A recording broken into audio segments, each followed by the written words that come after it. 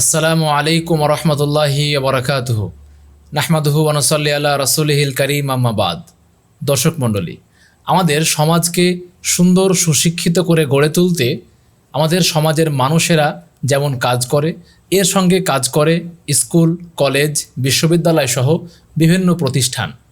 সেই রকমই মানুষের সমাজকে সুন্দর করে গড়ে তুলতে, মানুষকে মানব সম্পদ রূপে গড়ে তুলতে কাজ করে যায় বিভিন্ন অলাভজনক সংগঠন। সেই অলাভজনক সংগঠনগুলোর মধ্যে অন্যতম একটি সংগঠন হলো সোনামণি, যারা বিনামূল্যে শিশুদের ধর্মীয় শিক্ষা এবং নৈতিক শিক্ষা, সে সঙ্গে সামাজিক শিক্ষা দিয়ে থাকে। যে সংগঠনটি সারা দেশে প্রায় ৪৭টির অধিক সাংগঠনিক জেলায় কাজ করে যাচ্ছে। আজকে আমরা আমাদের শিক্ষা সংলাপের এই পর্বে সেই সংগঠন সম্পর্কে এবং তাদের বার্ষিক কার্যকলাপ সে সঙ্গে জানব। একটা সোনামণির মেধা বিকাশ করতে, একটা বাচ্চার মেধা বিকাশ করতে এই অলাভজনক সংগঠনগুলো কিংবা বিভিন্ন যে প্রতিযোগিতাগুলো হয়ে থাকে এগুলো কতটা ভূমিকা পালন করে। সেই লক্ষ্যে আমাদের সঙ্গে আজকের অতিথি হিসাবে আছেন একটি আদর্শ জাতীয় শিশু কিশোর সংগঠন সোনামণির কেন্দ্রীয় পরিচালক জনাব রবিউল ইসলাম। তিনি দীর্ঘ ১২ বছরের বেশি সময় ধরে বাচ্চাদের নিয়ে কাজ করছেন। তার অভিজ্ঞতা, পড়াশোনা এবং সমস্ত কিছু মিলিয়ে আমরা আজকে জানার চেষ্টা করব শিশুদের মেধা ও মনন বিকাশে এই অলাভজনক সংগঠনগুলো কর্তৃক আয়োজিত যেই প্রতিযোগিতাগুলো হয়ে থাকে এগুলো সন্তানকে বা বাচ্চাকে সুনাগরিক হিসেবে গড়ে তুলতে কতটা ভূমিকা পালন করে। প্রিয় দর্শক, আপনারা দেখছেন হাদিস ফাউন্ডেশন শিক্ষা বোর্ডের সৌজন্যে শিক্ষা সংলাপ আজকের ১৫তম পর্ব। আজকের ১৫তম পর্বের প্রতিপাদ্য বিষয় হলো শিশুদের মেধা ও মনন বিকাশে সাংস্কৃতিক প্রতিযোগিতার ভূমিকা। এই বিষয়ে আমাদের সঙ্গে আজকের অতিথি হিসাবে আছেন সোনামণি সংগঠনের কেন্দ্রীয় পরিচালক জনাব রবিউল ইসলাম।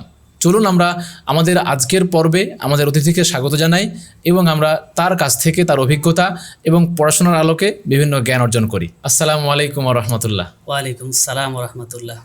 কেমন আছেন? আলহামদুলিল্লাহ, আল্লাহ অনেক ভালো রেখেছে। আমরা প্রথমে আপনাকে অসংখ্য ধন্যবাদ জানাচ্ছি। আপনি অনেক ব্যস্ত থাকেন, এর মধ্যে আমাদেরকে সময় দিয়েছেন, আলহামদুলিল্লাহ, আল্লাহর শুকরিয়া এবং আপনাকে অসংখ্য ধন্যবাদ। আপনাকেও ধন্যবাদ জানাচ্ছি আজকে আমাকে এই হাদিস ফাউন্ডেশন শিক্ষা বোর্ডের এই শিক্ষা সংলাপে আমন্ত্রণ করার জন্য। জাযাকাল্লাহু খায়রান। প্রিয় দর্শক, আপনারা অবশ্যই দেখবেন এবং অন্যকে দেখার সুযোগ করে দেওয়ার মাধ্যম হিসেবে অধিক হারে শেয়ার করবেন।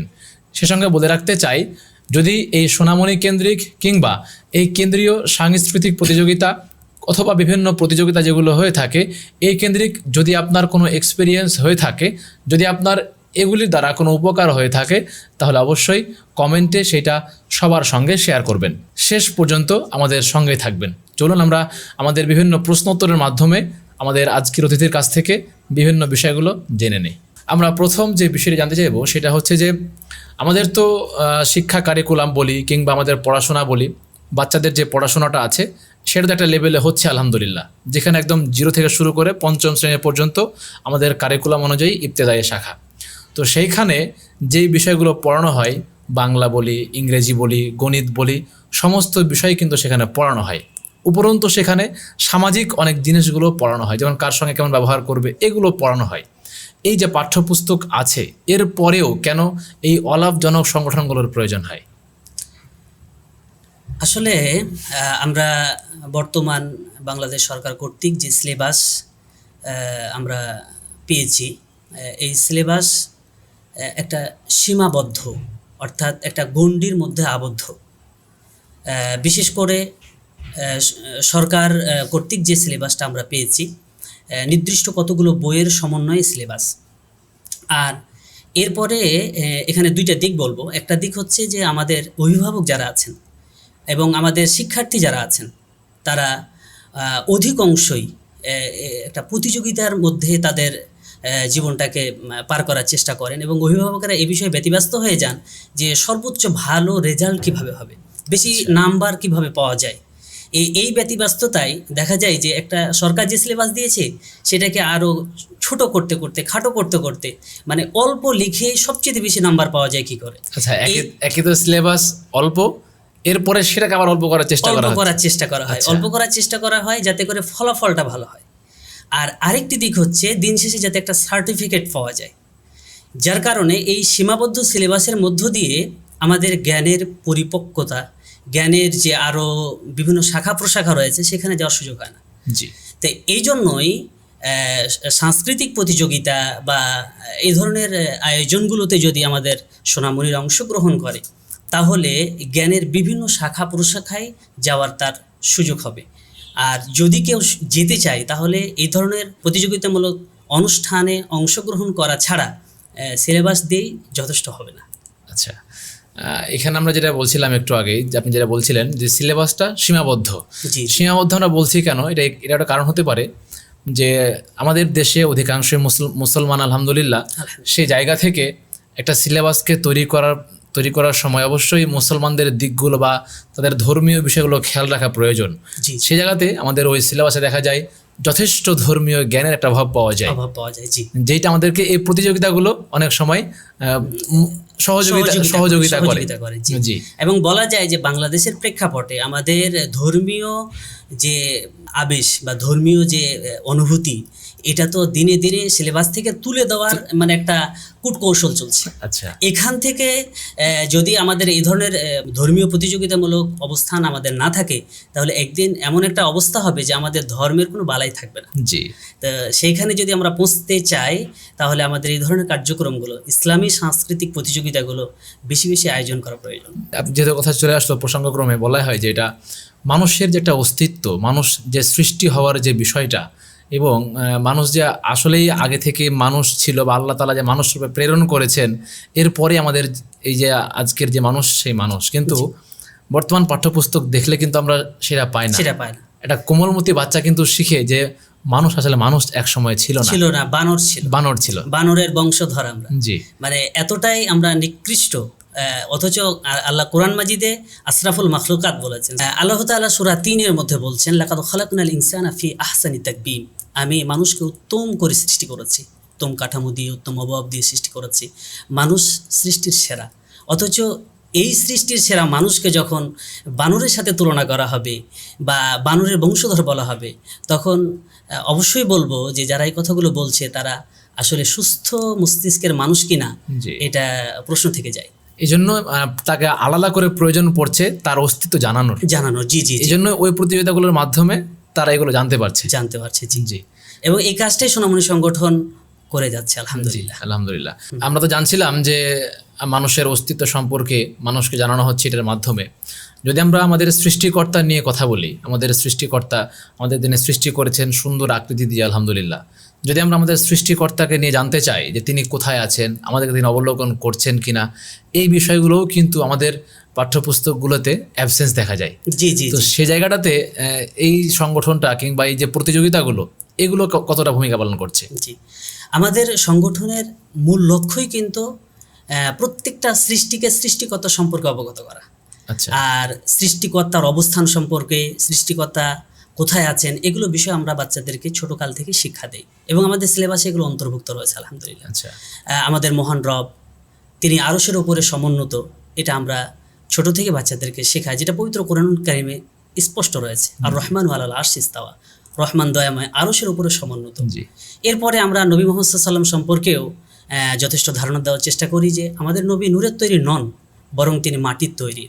আল্লাহ তাআলা সূরা কাহাফের 110 নম্বর আয়াতে স্পষ্ট করে দিয়েছেন। সুতরাং আমরা কোরআন এবং হাদিস, কোরআনে যেখানে স্পষ্ট আল্লাহ এবং রাসূল সাল্লাল্লাহু আলাইহি সাল্লাম সম্পর্কে, সেখানে আমরা ভ্রান্ত কোনো বিশ্বাস বাচ্চাদের মধ্যে ঢোকাতে চাই না। জি, আচ্ছা। এই যে আমরা যে বললাম, আমি বললাম যে আসলে যে আল্লাহ তাআলা উপরে আছেন এবং রাসূল যে মাটির তৈরি, নূরের তৈরি নন, এই বিষয়গুলো স্কুলের বাচ্চারা কিংবা ওই কারিকুলামে যারা অভ্যস্ত, ওই বাচ্চারা এগুলো জানে না। আপনি আপনার জীবনে এরকম কোনো এক্সপিরিয়েন্স হয়েছে কি না যে বাচ্চাদেরকে আপনি জিজ্ঞেস করছেন যে আল্লাহ কোথায় আছেন, রাসূল কি থেকে তৈরি হয়েছেন, এগুলো জিজ্ঞেস করছেন আর তারা উত্তর দিতে পারছেন না, কিংবা উত্তর দিলেও তারা ভুল উত্তর দিচ্ছে, ব্যাপারটা এরকম হয়েছে কিনা? জি হ্যাঁ, এই ধরনের সমস্যা তো আমরা একাধিকবার ফেস করেছি। যখনই আমরা বাচ্চাদেরকে প্রশিক্ষণ দিতে গিয়েছি, জিজ্ঞেস করেছি, তখন দেখা গেল 2-3টা ভাগে বিভক্ত হয়ে গেছে। কেউ বলে আল্লাহ সর্বত্র বিরাজমান, কেউ বলেন যে আল্লাহ নিরাকার। এই বিষয়গুলো কিন্তু বলে থাকে, কারণ হচ্ছে কি তাদের পাঠ্যপুস্তকে যেটা শিক্ষা বা হয়তো ফ্যামিলিগতভাবে যেটা শিখেছে সেটা ছিল এই ধরনেরই, যে আল্লাহ নিরাকার, তারপরে আল্লাহ সর্বত্র বিরাজমান। কিন্তু যখন আমরা এটাকে কোরআন এবং হাদিস দিয়ে যখন তাদেরকে বলেছি, মাশাআল্লাহ তারা সুন্দরভাবে গ্রহণ করেছে। এবং শুধু তারাই গ্রহণ করেছে না, আমাদের অনেক ইতিহাস আছে বাচ্চাদেরকে এই প্রশিক্ষণ দেওয়ার পরে তারা তাদের পিতামাতাকে পরিবর্তন করে ফেলেছে, তাদের পিতামাতার বিশ্বাসটাকে ঘুরিয়ে কোরআন দিয়েছে। এবং হাদিসের দলিল দিয়ে পরিবর্তন করে ফেলেছে। আলহামদুলিল্লাহ। মাশাআল্লাহ, আলহামদুলিল্লাহ। আমরা সেগুলো জানবো ইনশাআল্লাহ আস্তে আস্তে। অসংখ্য ধন্যবাদ। প্রিয় দর্শক, আপনারা দেখছেন হাদিস ফাউন্ডেশন শিক্ষা বোর্ডের সৌজন্যে আর তারিক টিভির পরিবেশনায় শিক্ষা সংলাপ। আজকের 15তম পর্ব। আজকের পর্বের প্রতিপাদ্য বিষয় চলছে শিশুদের মেধা ও মনন বিকাশে সাংস্কৃতিক প্রতিযোগিতার ভূমিকা। আমরা সে সম্পর্কে জানছিলাম আমাদের সোনামণি সংগঠনের কেন্দ্রীয় পরিচালক জনাব রবিউল ইসলামের কাছ থেকে। আমরা তাঁর কাছ থেকে অনেক বিষয় জানবো ইনশাল্লাহ। আমরা ইতিমধ্যে জানলাম যে আমাদের বাচ্চারা, আমাদের ছোট্ট ছোট সন্তানরা তাদের অস্তিত্ব সম্পর্কে যখন জানতে পারে না, যখন তাদের সেই পাঠ্যপুস্তক কারিকুলামের মধ্যে যখন তাদের রবকে চেনে না, যখন তার রাসূলকে জানতে পারে না, সেই সময়ে বা সেই দুঃসময়ে এই কার্যক্রমগুলো তাকে এই জ্ঞান অর্জন করতে অনেকটা সহযোগী হচ্ছে। আমরা অবশ্যই দেখব এবং অন্যকে দেখার জন্য অধিকারে শেয়ার করব। চলুন আমরা আমাদের আজকের অতিথির কাছে ফিরে যাই। স্যার, আমরা পরবর্তী যে বিষয়টা জানতে চাইবো সেটা হচ্ছে যে আসলে একটা শিশুর সাংস্কৃতিক চর্চা কেমন হওয়া উচিত। যেমন আমরা দেখতে পাই আমাদের পিতামাতারা অনেকেই বাড়িতে টিচার রেখে তাকে গান শেখান, তাকে তবলা কিনে দেন, হারমোনিয়াম কিনে দেন। আবার দেখা যায় কাউকে কাউকে কোনো একাডেমিতে ভর্তি করেন ক্রিকেট প্র্যাকটিস করার জন্য, আবার ফুটবল প্র্যাকটিস করার জন্য। এই যে সংস্কৃতি বা সংস্কৃতি চর্চার যে একটা মাধ্যম বা প্রক্রিয়া, আমরা এরকমভাবে এটাকে ব্যবহার করি। আসলেই একটা বাচ্চাকে তার সাংস্কৃতিক চর্চা করার জন্য তার সেই চর্চাটা কেমন হওয়া উচিত বলে আপনি মনে করেন? সোনামণিদের বা শিশুদের সাংস্কৃতিক প্রতিযোগিতার ক্ষেত্রে আমি দুটি দিক বলবো। একটা দিক হচ্ছে তাদের শারীরিক সুস্থতা, শারীরিক সুস্থতার ক্ষেত্রে সাংস্কৃতিক প্রতিযোগিতা। আরেকটা হচ্ছে মেধা ও মনন বিকাশে সাংস্কৃতিক চর্চা বা সাংস্কৃতিক প্রতিযোগিতা। এখানে দুইটা দিক। তো একটা দিক যেটা শারীরিক সুস্থতার ক্ষেত্রে সাংস্কৃতিক প্রতিযোগিতাটা অত্যন্ত গুরুত্বপূর্ণ, যেটা আমাদের অভিভাবকেরা এখন করে থাকেন। বিভিন্ন একাডেমিতে ভর্তি করেন বাচ্চাদেরকে, দিয়ে সেখান থেকে শেখান। এখানে যেটা বলবো যে বর্তমানে আমাদের বাংলাদেশে যে সাংস্কৃতিক চর্চাগুলো রয়েছে তার মধ্যে বা শরীর চর্চার জন্য যেগুলো রয়েছে, খেলাধুলা, বিশেষ করে ক্রিকেট হতে পারে, ফুটবল হতে পারে, হাডুডু হতে পারে, ক্রিকেট হতে পারে, আর অন্যান্য খেলাগুলো হতে পারে, শারীরিক যেগুলো চর্চা হয়। কিন্তু এখানে একটা বিষয় বলবো যে এই সাংস্কৃতিক চর্চার নামে আমরা যেন অপসংস্কৃতিকে চর্চা না করি। আচ্ছা। বিশেষ করে দেখা গেল যে আমাদের খেলাধুলার নামে আমাদের যে পোশাক সংস্কৃতি রয়েছে, ইসলামী যে পোশাকের যে একটা সীমাবদ্ধতা রয়েছে, সেটাকে ছাড়িয়ে কিন্তু আমরা সেটাকে অন ইসলামিক পোশাক পরিধান করে খেলাধুলা করি। এবং এই ক্ষেত্রে আরেকটা দিক, সেটা হচ্ছে মেয়েরা যারা খেলাধুলা করে, আজকে সাঁতার খেলা, আজকে মেয়েদের ক্রিকেট খেলা, মেয়েদের ফুটবল খেলা এবং আন্তর্জাতিক পর্যায়ে যে খেলাধুলাগুলো তারা করছে, এটা সম্পূর্ণ অপসংস্কৃতি। কারণ ইসলামী সংস্কৃতিকে অপেক্ষা করে, ওভারটেক করে তারা এই ধরনের প্রতিযোগিতা করছে। হ্যাঁ, তারাও যদি শরীরচর্চা করতে চায় তাহলে তাদের জন্য সে ব্যবস্থা আছে, কিন্তু তাদের জন্য সেই পরিবেশ প্রয়োজন। সেই পরিবেশ থেকে তারা বের হয়ে অন ইসলামিক চর্চায় তারা কিন্তু কখনো লিপ্ত হতে পারবে না। আর আরেকটা বিষয় হচ্ছে, যারা ছেলেরা রয়েছে তারা অবশ্যই এই সাংস্কৃতিক চর্চা করতে পারবে, কিন্তু খেলতে গিয়ে দেখা গেল যে হাঁটুর উপরে কাপড়, হাফ প্যান্ট পরে বা তার চেয়ে আরও শর্ট পোশাক পরে সাঁতার করছে অথবা ক্রিকেট খেলছে বা ফুটবল খেলছে, এগুলোও কিন্তু ইসলামে নিষিদ্ধ। সেই সাথে সাথে আরেকটা বলবো, আজকে দাবা খেলা, লুডো খেলা, তাস খেলা, এগুলো সরকারিভাবে একেবারেই তাদেরকে সাপোর্ট দিয়ে এবং তাদেরকে সেখানে বিভিন্ন সাহায্য সহযোগিতার মধ্য দিয়ে তাদেরকে শেখানো হচ্ছে, আয়োজন করা হচ্ছে এরকম ভাবে। ইসলামী শরীয়তে সম্পূর্ণ এগুলো হারাম। কারণ যে সমস্ত রাসূলুল্লাহ সাল্লাল্লাহু আলাইহি ওয়াসাল্লাম বলছেন যে খেলাগুলো হাতের আঙ্গুলে খেলা হয়, দাবা খেলা, ক্যারাম খেলা, এই ধরনের যে খেলাগুলো রয়েছে এগুলো সম্পূর্ণ হারাম। এর সাথে সাথে ঘরে বসে গেম খেলা, এগুলো তো কোনো শরীর চর্চা নেই।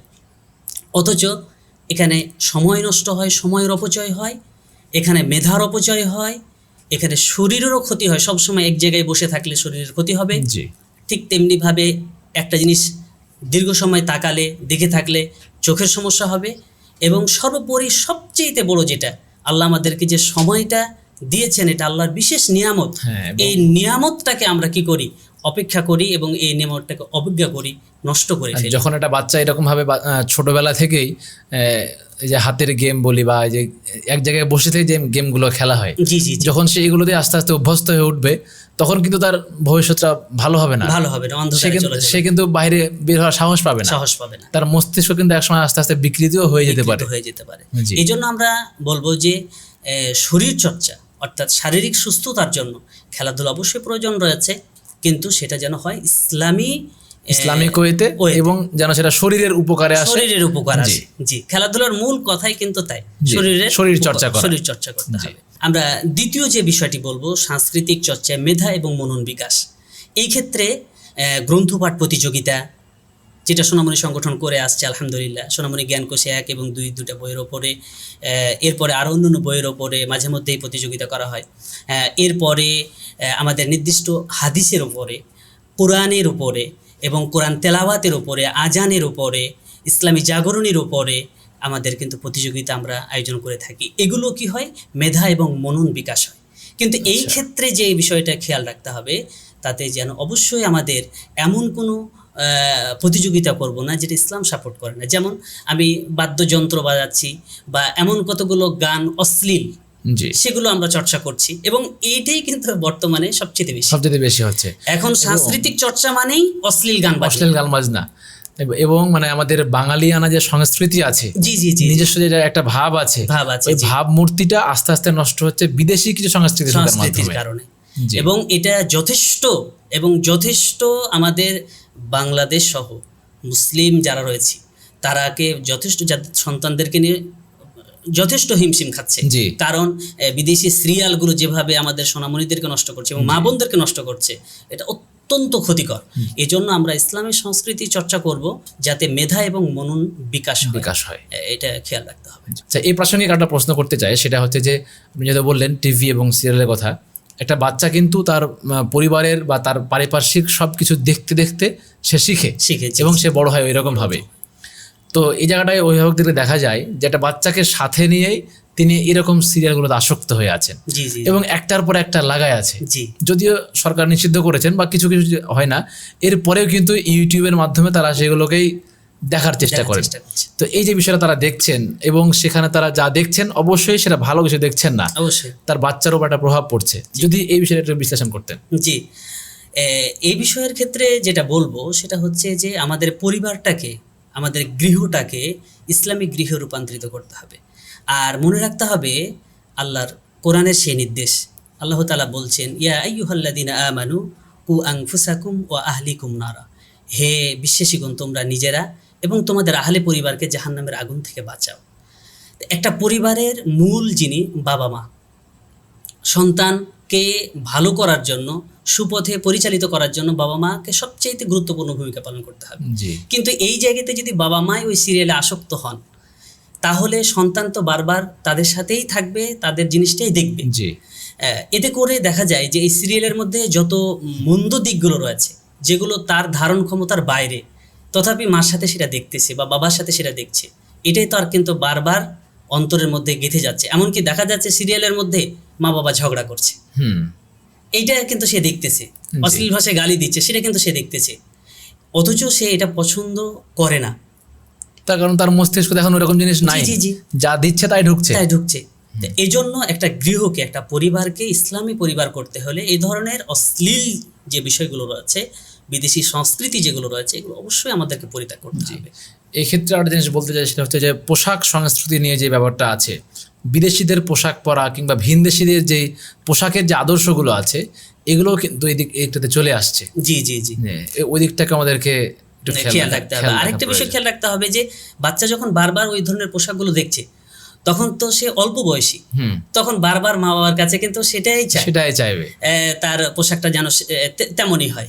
কিন্তু ইসলাম তো সেটা সাপোর্ট করবে না। জি, এমনকি টাকনুর নিচে কাপড় পরার যে অপসংস্কৃতিটা, এবং এখানে ভয়াবহ কথা বলা হয়েছে, আল্লাহ রাসূল সাল্লাল্লাহু আলাইহি ওয়াসাল্লাম বলছেন, মা আসফালা মিনাল কাবাইনি মিনাল ইজারি ফিন্নার, যে ব্যক্তি টাকনুর নিচে কাপড় পরবে সে জাহান্নামে যাবে। তাহলে ছোট্ট সোনামণি, সে তো তার ভালো মন্দ দিক বোঝে না যে জি। টাকনুর নিচে পড়লে কি হবে, না পড়লে কি হবে। কিন্তু ওই যে যখন সিরিয়ালের মধ্যে বা বিভিন্ন অপসংস্কৃতি অনুষ্ঠানগুলোর মধ্যে যখন এই জিনিসগুলো দেখে থাকে, তখন সেটাই নেওয়ার জন্য বারবার জেদ বারবার করে। জেদ করে। আবার দেখবেন যে পোশাকে যে অশ্লীল ছবি থাকে, হ্যাঁ, মেয়েদের ছবি বা বিভিন্ন ক্রিকেটার বা বিভিন্ন তারকাদের যে ছবি থাকে, ছবি ইসলামে এই ধরনের ছবি হারামকৃত, জি, কিন্তু তারপরেও এই ছবিযুক্ত পোশাকগুলো সে পছন্দ করছে। জি, কেন? জি। ওই সে বারবার দেখতেছে। বারবার দেখছে ওইটা।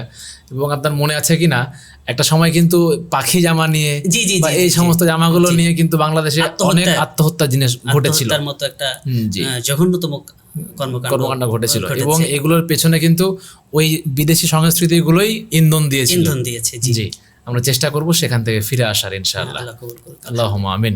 প্রিয় দর্শক, আমরা চেষ্টা করব আমাদের নিজস্ব, আমাদের বাঙালিয়ানা যে সংস্কৃতি আছে সেগুলোকে ইসলামিক ওয়েতে পালন করার, ইসলামিক ওয়েতে মান্য করার। কোনোভাবেই যেন আমার সন্তান, আপনার সন্তান অন ইসলামিক কোনো সংস্কৃতি চর্চা করতে গিয়ে যেন সে তার নিজের অস্তিত্বকে হারিয়ে না ফেলে, যেন সে অশ্লীল কর্মকাণ্ডে নিজেকে আবিষ্কার না করে। চলুন আমরা আরও অনেক দিনে জানার চেষ্টা করি। অনুরোধ করব, আপনি যেমন দেখবেন অন্যকে দেখার জন্য অধিকারে শেয়ার করবেন। যদি এই বাচ্চা কেন্দ্রিক অথবা সোনামণি কেন্দ্রিক কিংবা এই প্রতিযোগিতা কেন্দ্রিক আপনার কোনো ব্যক্তিগত অভিজ্ঞতা হয়ে থাকে, তাহলে আপনি সেটা অবশ্যই কমেন্টে জানাবেন, ইনশাআল্লাহ।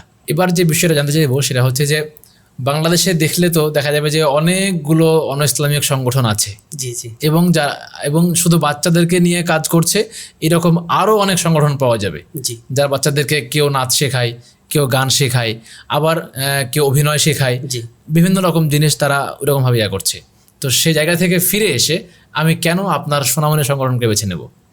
যে সোনামণি সংগঠনকে বেছে নেওয়ার যে মূল কথা, যেটা আমাদের মূল দাওয়াত, সেটা হলো এই যে সোনামণি সংগঠন হচ্ছে একটা সোনামণিকে দুনিয়াতে সুন্দরভাবে চলতে এবং জান্নাতমুখী করতে কাজ করে যাচ্ছে।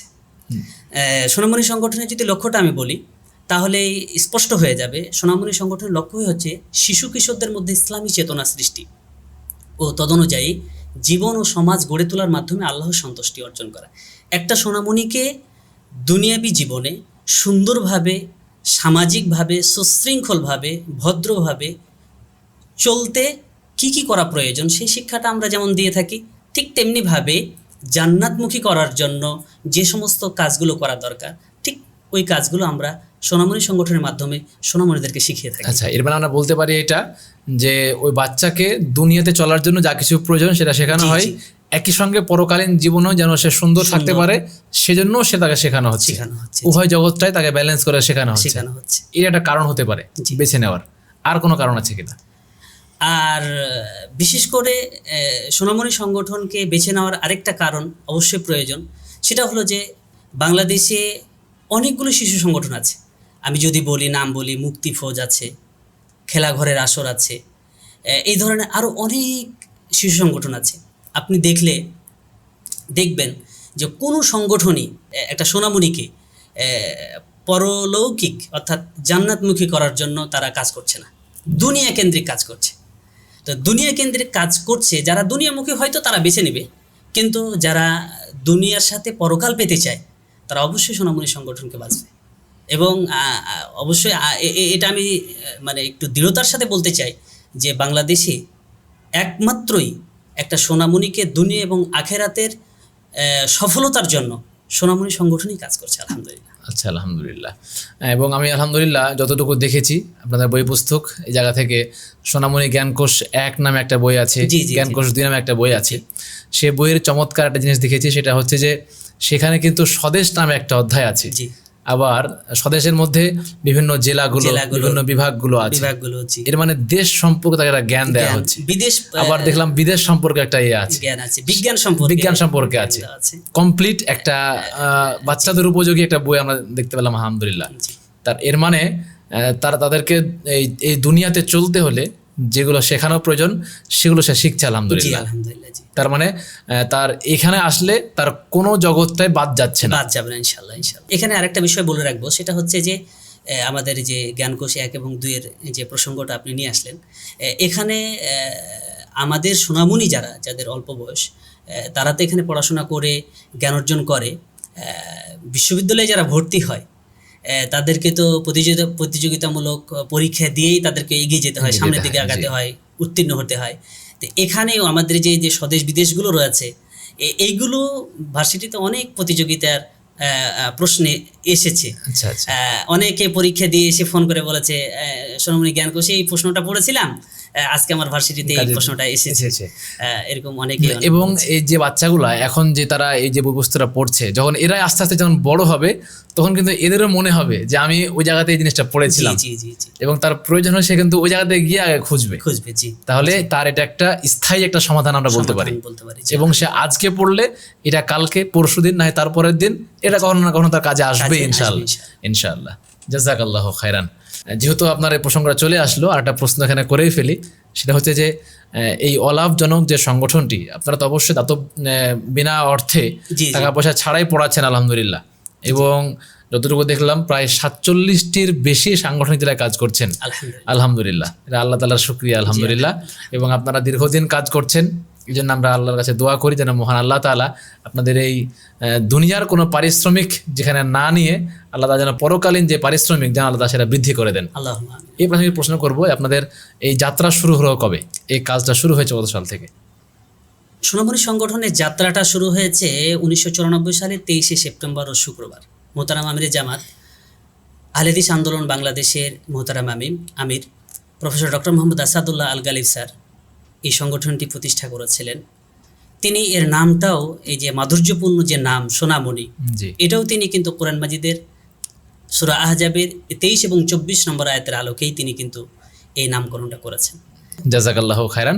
প্রিয় দর্শক, আমরা বুঝতে পারলাম এতটুকু আলোচনা থেকে যে আমাদের বাচ্চাদেরকে, আমাদের সোনামণিদেরকে, আমাদের ছোট্ট ছোট কোচি সন্ততিদেরকে, তাদেরকে আমি যেমন একাডেমিক শিক্ষায় শিক্ষিত করব, সে সঙ্গে যেন তার ধর্মীয় শিক্ষাটা পাকাপোক্ত হয়, আমি সেদিকেও খেয়াল রাখবো।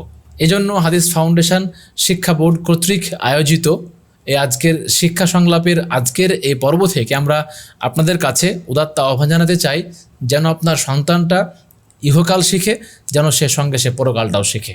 চলুন আমরা এ সম্পর্কিত আরও অনেক বিষয় জানার চেষ্টা করি।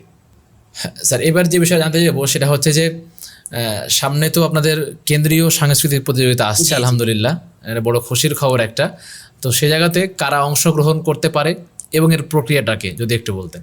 সোনামণি কেন্দ্রীয় সাংস্কৃতিক প্রতিযোগিতা 2024 যেটা আয়োজন করা হচ্ছে, অলরেডি আমরা সিলেবাস সোনামণিদের হাতে পৌঁছে দিয়েছি।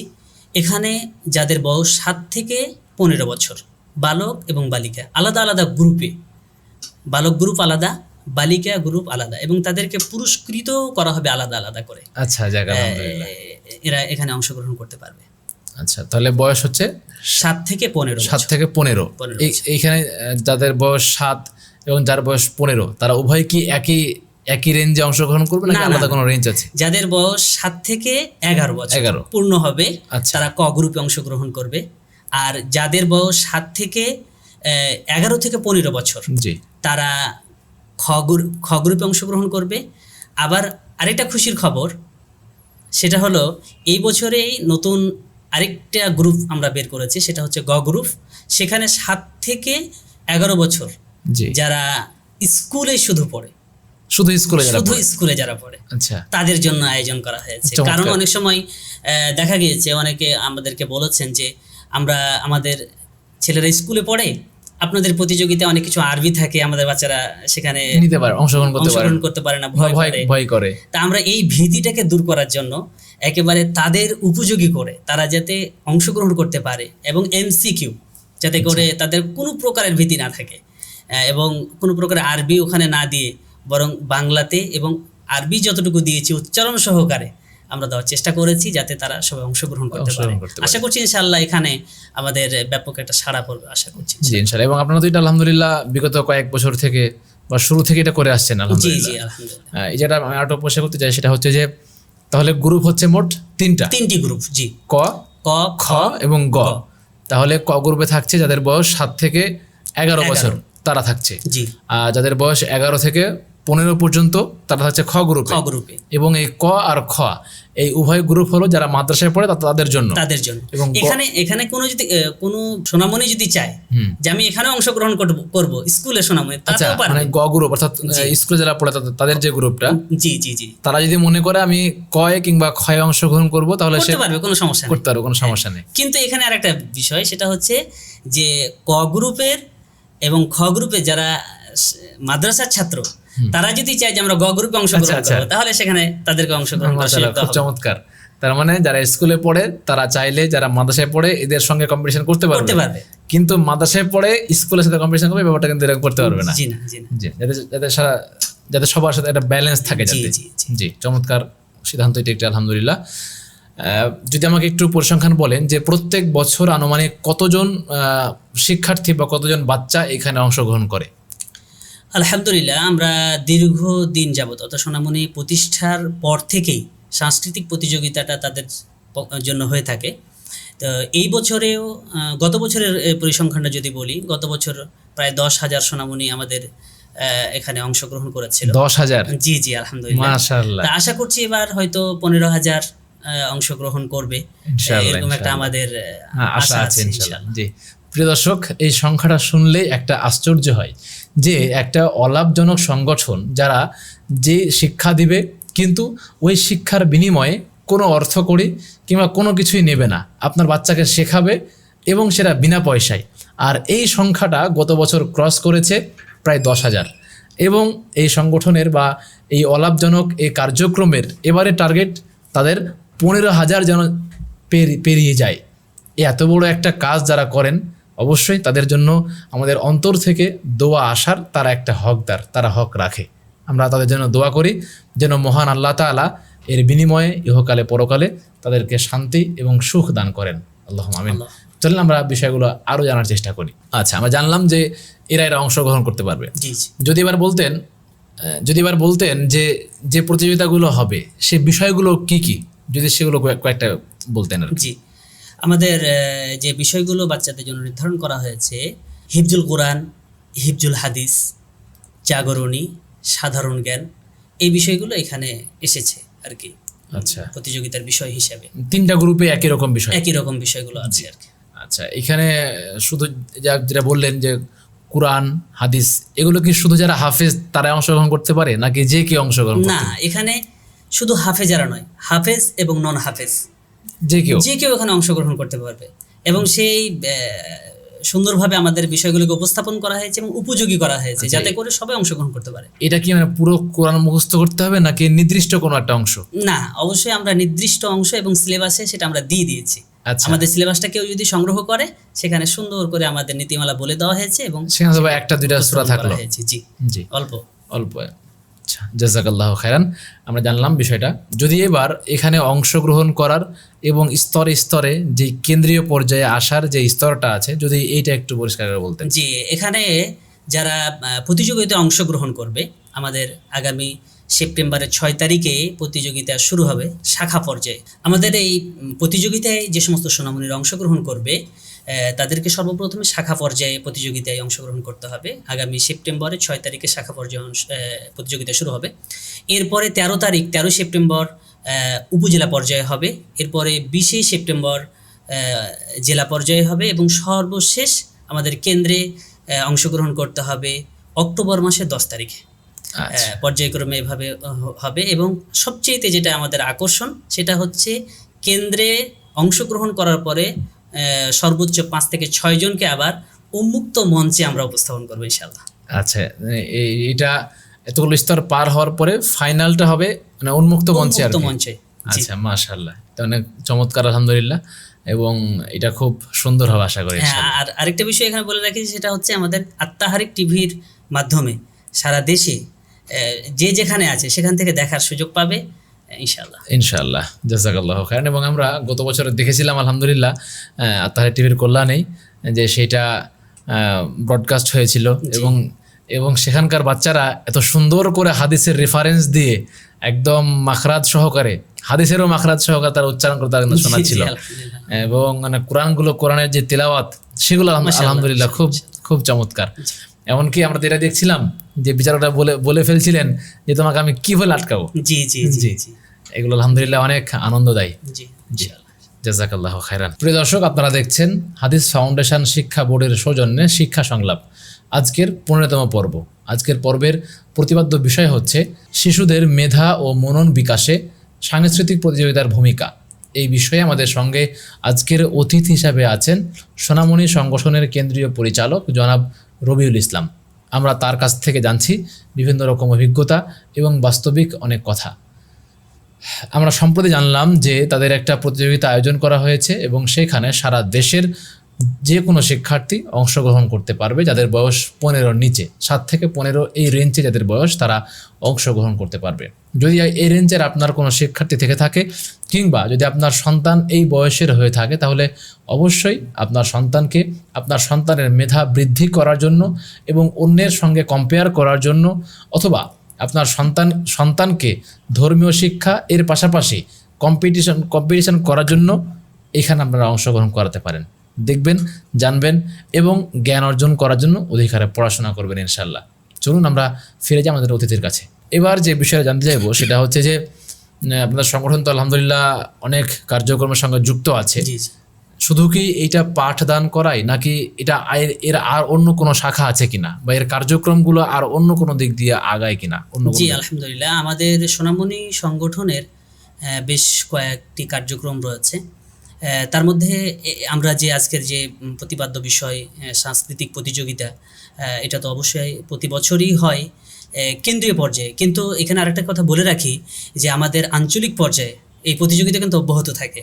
শাখা পর্যায়ে, আঞ্চলিক পর্যায়ে এটা নিয়মিতইভাবে হয়। এটা একটা দিক। এটা কি বছরের অন্যান্য সময়গুলোতেও হয়? জি জি জি, সেটা হয়তো আঞ্চলিক পর্যায়ে হয়, শাখা পর্যায়ে বা এলাকা পর্যায়ে, উপজেলা পর্যায়ে। জি জি। এরপরে আমাদের আরো যে কার্যক্রমগুলো রয়েছে, আলহামদুলিল্লাহ সোনামণির একটা মুখপত্র রয়েছে, সোনামণি প্রতিভা। এটা দীর্ঘদিন থেকে প্রচারিত হচ্ছে। এই সদ্য যেটা প্রকাশিত হবে সেটা 66তম সংখ্যা, মানে 1 থেকে 66টা সংখ্যা সোনামণি প্রতিভা বের হয়েছে আলহামদুলিল্লাহ। চমৎকার বিষয় হচ্ছে আমাদের এখানে যে বিষয়গুলো সংযোজিত রয়েছে, বিশেষ করে সোনামণিদের উপযোগী করে এই পত্রিকাটা বের করা হয় এবং অনেক সোনামণিরাই এখানে লেখার সুযোগ পায়। ছোট ছোট সোনামণিরা এখানে লেখার সুযোগ পায়। এখানে যে বিষয়গুলো থাকে, কোরআনের আলো, হাদিসের আলো, সম্পাদকীয় তো থাকেই, তারপরে প্রবন্ধ থাকে, তারপরে গল্পে জাগে প্রতিভা, জাদুনয় বিজ্ঞান, দেশ পরিচিতি, জেলা পরিচিতি, এইভাবে অনেক বিষয় এখানে থাকে। কবিতা থাকে, কৌতুক থাকে, ইসলামী ধাঁচের যে কৌতুকগুলো সেগুলো থাকে এর মধ্যে রয়েছে আর কি। আমরা তো এটা বলতে পারি যে শিশুদেরকে শুধু পাঠদান নয়, এর সঙ্গে তাকে লেখক বানানোর চেষ্টাও হয়। হ্যাঁ জি জি। আবার তাকে ভালো পাঠক তৈরি করার চেষ্টাও এখানে চলে, যেখানে চলে। জি জি আলহামদুলিল্লাহ। এবং আমরা দেখছিলাম যে ক্লাস 2 এর, ক্লাস 3 এর এই রেঞ্জের বাচ্চারাও কিন্তু এখানে লেখালেখি করে। জি, এখানে আসলে আমাদের মূল লক্ষ্যই হচ্ছে একটা সোনামণি শুধু পাঠ্য বই পড়বে, সার্টিফিকেট নেবে আর একটা চাকরি করবে, এটাই যেন না হয়, বরং তারা যেন সামাজিক লিখনির মধ্য দিয়ে, বক্তব্যের মধ্য দিয়ে, আমাদের উপস্থিত বক্তৃতার প্রতিযোগিতাও হয়। আচ্ছা, মাশাআল্লাহ। উপস্থিত বক্তৃতার প্রতিযোগিতা হয় যাতে করে সে বক্তব্য শিখতে পারে। লেখনী শেখানো হয় পত্রিকার মধ্য দিয়ে। এরপরে আমাদের আরও বিস্তারিত শেখানো হয় অন্যান্য প্রতিযোগিতার মধ্য দিয়ে। আলহামদুলিল্লাহ, আমরা চতুর্দিক থেকে সোনামণিকে একটা দক্ষ, পাকাপুক্ত করে গড়ে তোলার জন্য চেষ্টা করছি আলহামদুলিল্লাহ। জি আলহামদুলিল্লাহ। আপনি জেনে খুশি হবেন যে আমাদের এই শিক্ষা সংলাপেই একটা পর্বে একজন শিক্ষার্থী এসেছিল। তার বয়স কত হবে, সে সদ্য এসএসসি পরীক্ষা বা দাখিল পরীক্ষা দিয়ে পাশ করলো। তো সে বলছিল যে সে কিন্তু মানে লেখালেখিতে ভালো দক্ষ আলহামদুলিল্লাহ। সে কিন্তু বলছিল যে আমার লেখনীটা শুরু হয়েছিল এই প্রতিভার হাত ধরে।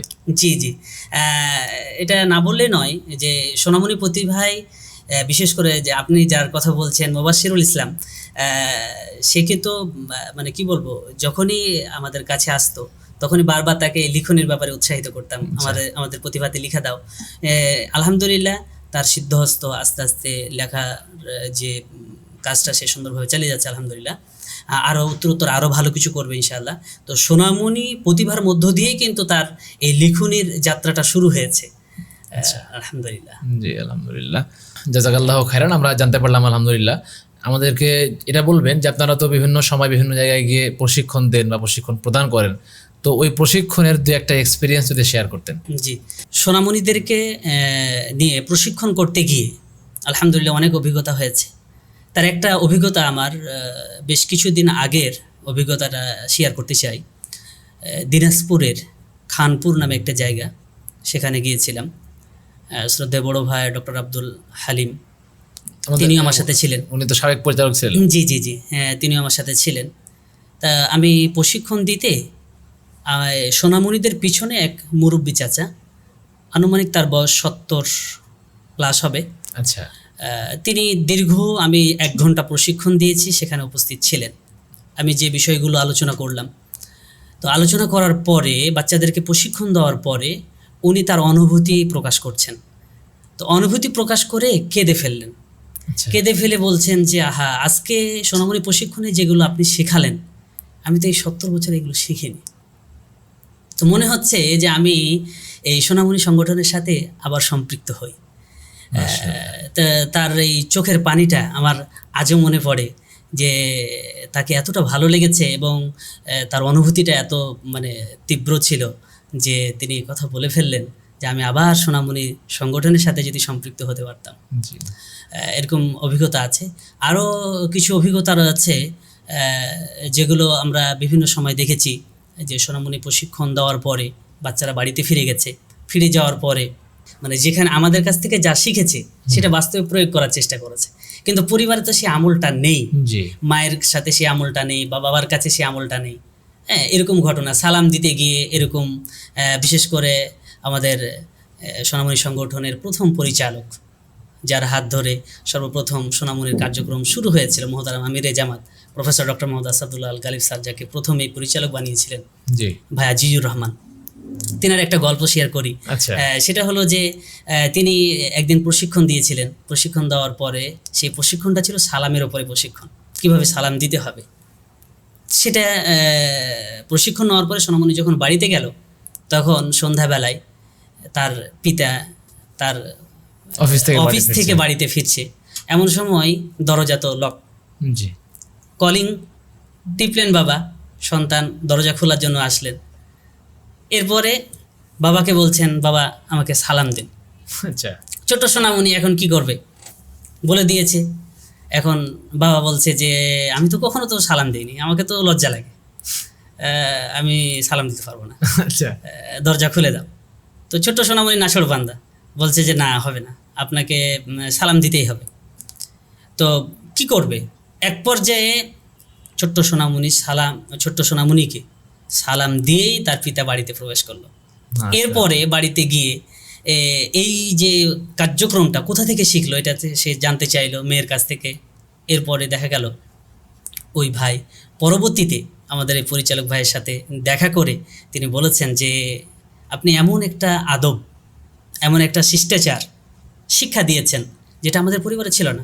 কিন্তু আলহামদুলিল্লাহ এখন আমার পরিবারে যে বাড়িতে ঢোকেই তাকে সালাম দিয়েই ঢুকতে হয়, যে বের হয় কৌশল বিনিময় করে দোয়া পাঠ করে বের হয়। আপনাদের এই আদব, এই ইসলামের সুন্দর শিষ্টাচার আমাদের বাড়িতে পূর্ণ সবাই পালন করে আলহামদুলিল্লাহ। আলহামদুলিল্লাহ।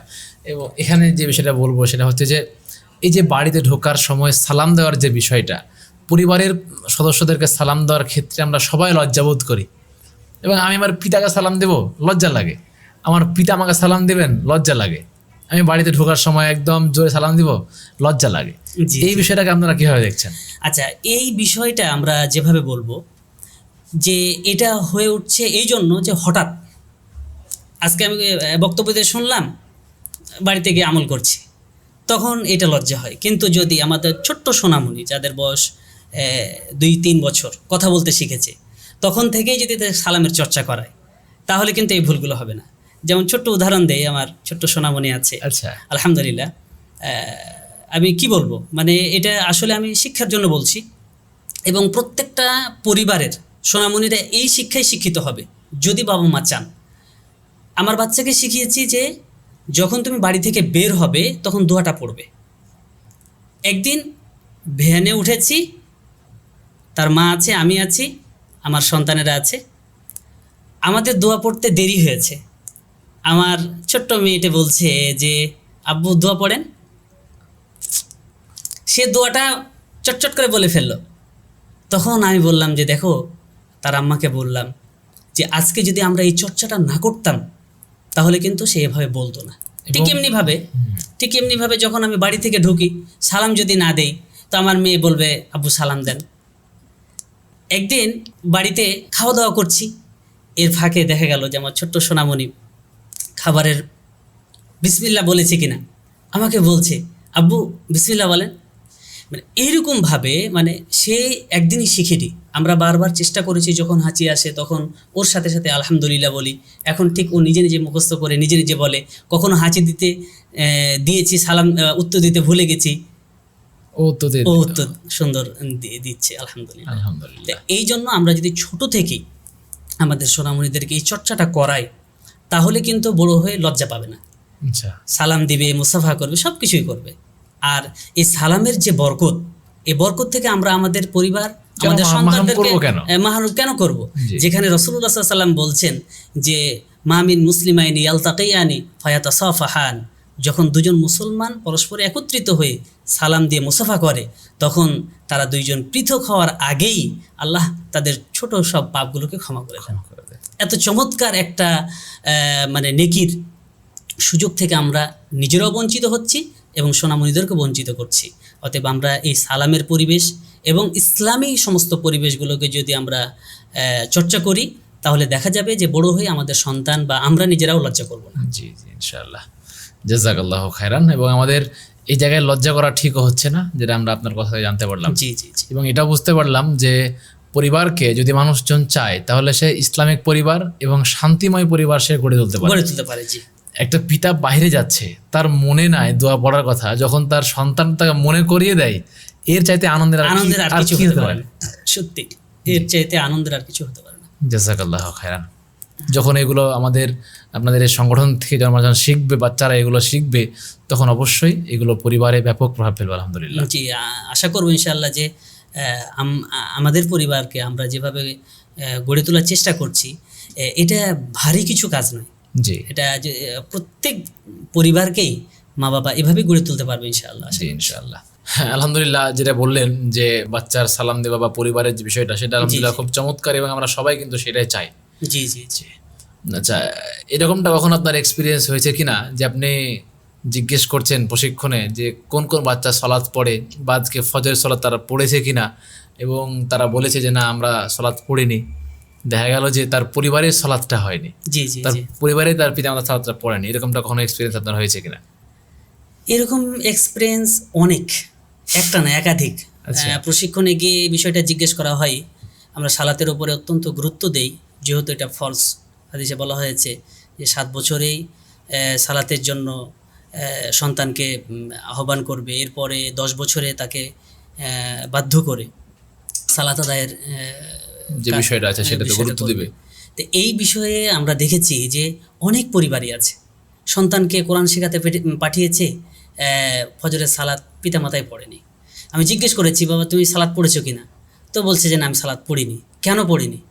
পরে দেখা গেল যে তার বাবা মাই সালাত পড়ে না।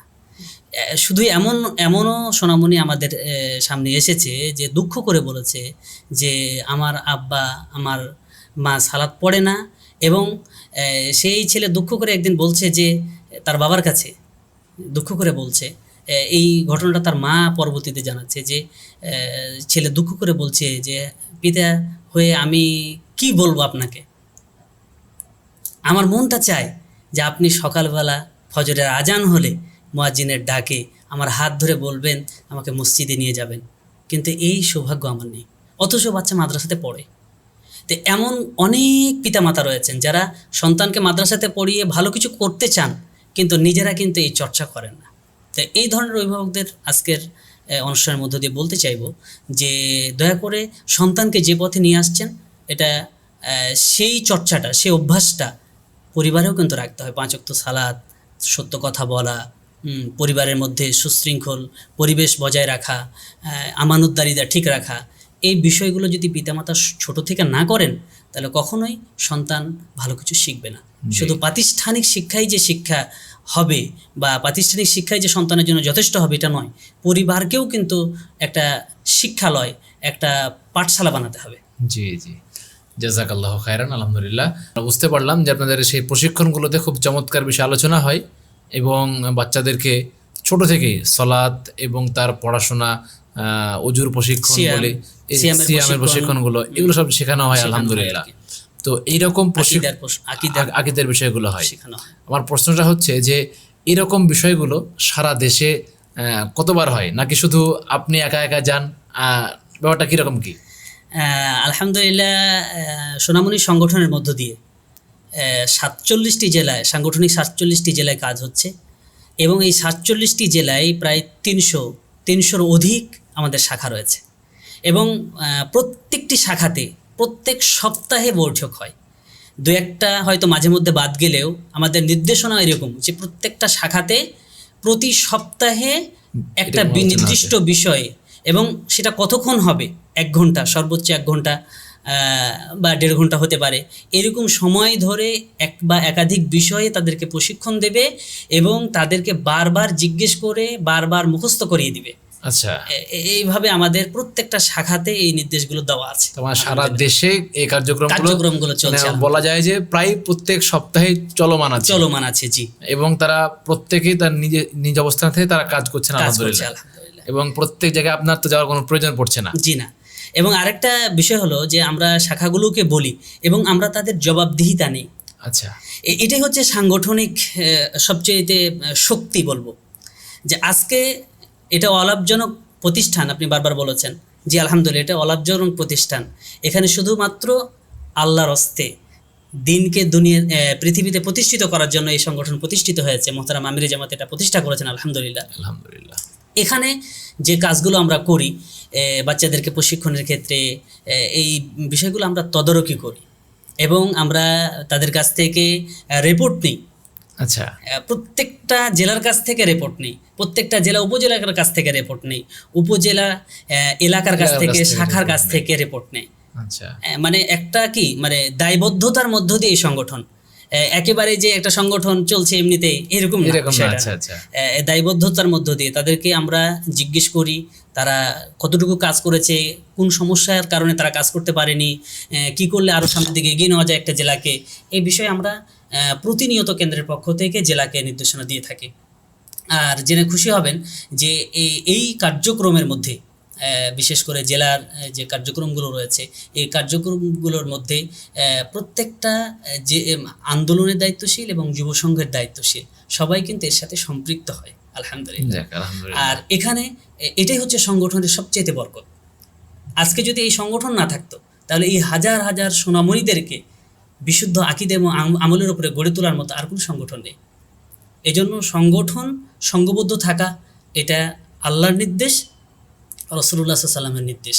আমরা ছোট্ট সোনামণিদেরকে সোনামণি সংগঠনের মধ্য দিয়ে আমরা কিন্তু তাওহীদ, রিসালাত, আখিরাত এবং তার সুন্দর চরিত্র এবং আখলাক, সর্বোপরি যেটা বলতে চাইব যে দেশের সুনাগরিক করে গড়ে তোলা, দেশের সম্পদ করে গড়ে তোলার জন্য সর্বাত্মক চেষ্টা করছি। জি জি।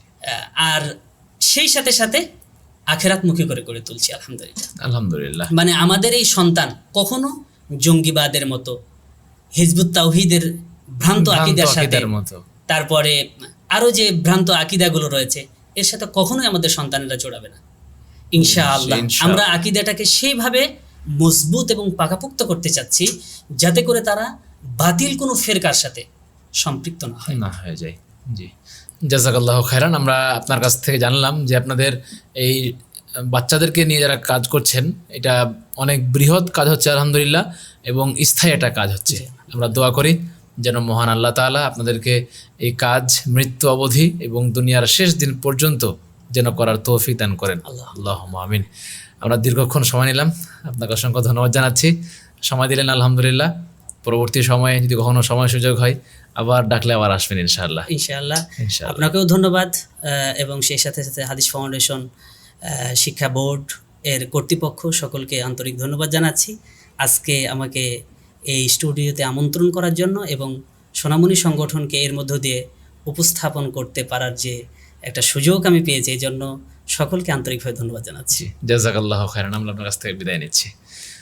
প্রিয় দর্শক, আপনারা দেখছিলেন হাদিস ফাউন্ডেশন শিক্ষা বোর্ডের সৌজন্যে শিক্ষা সংলাপ, আজকের 15তম পর্ব। আজকের পর্বের প্রতিপাদ্য বিষয় ছিল শিশুদের মেধা ও মনন বিকাশে সাংস্কৃতিক প্রতিযোগিতার ভূমিকা। এই বিষয়ে আমাদের সঙ্গে আজকের অতিথি হিসেবে ছিলেন একটি অলাভজনক সংগঠন, সোনামণি সংগঠনের সম্মানিত কেন্দ্রীয় পরিচালক মহোদয়। আমরা তার কাছ থেকে শিশুদের মেধা ও মনন বিকাশে যে প্রতিযোগিতাগুলোর ভূমিকা আছে সেগুলো আমরা জানলাম। আলহামদুলিল্লাহ, আমরা সবাইকে আহ্বান জানাবো, আমরা সন্তানকে যেমন তাকে পাঠ্যপুস্তক পড়াবো, ওই একই রকমভাবে আমার সন্তানের মেধা ও মনন বিকাশ করার জন্য এরকম প্রতিযোগিতাগুলোতে অংশগ্রহণ করাবো ইনশাল্লাহ। আজকের পর্বটি দেখার জন্য জানাচ্ছি অসংখ্য ধন্যবাদ। সে সঙ্গে সামনের পর্ব দেখার আহ্বান জানিয়ে আজকের পর্বটি এখানেই শেষ করছি। সুবহানাকাল্লাহুম্মা বিহামদিকা আশহাদু আল্লা ইলাহা ইল্লা আনতা আস্তাগফিরুকা ওয়া আতুবু ইলাইক। আসসালামু আলাইকুম ওয়া রাহমাতুল্লাহি ওয়া বারাকাতুহু।